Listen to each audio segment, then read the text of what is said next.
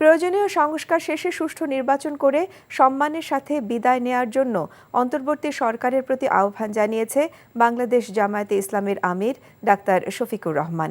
সকালে কক্সবাজার সরকারি কলেজ মাঠে জেলা জামায়াত আয়োজিত কর্মী সম্মেলনে এসব কথা বলেন তিনি বলেন, গত 5ই আগস্টের পরও চাঁদাবাজি ও দুর্নীতি বন্ধ হয়নি। দেশে দুঃশাসন যতদিন থাকবে ততদিন জামাতকে আন্দোলন চালিয়ে যেতে হবে।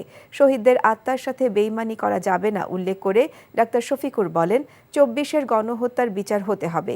এ সময় প্রয়োজনীয় সংস্কার শেষে সুষ্ঠু নির্বাচন করে সম্মানের সাথে বিদায় নেওয়ার জন্য অন্তর্বর্তী সরকারের প্রতি আহ্বান জানান জামায়াতের আমির। যারা নিজের বাড়িঘর ছাড়া অন্য কোনো জায়গা দেখে না, তাদের এদেশের শাসক হওয়ার কোনো অধিকার নেই। যেই জায়গাগুলো সবচেয়ে বেশি বৈষম্যের শিকার হয়েছে, আমাদের দায়িত্ব হবে সেই জায়গায় প্রথমেই উন্নয়ন পৌঁছে দেওয়া। কিন্তু তাই বলে অন্যরাও বঞ্চিত হবেন না। যার যেটা ন্যায্য পাওনা তারা সেটা পাবেন।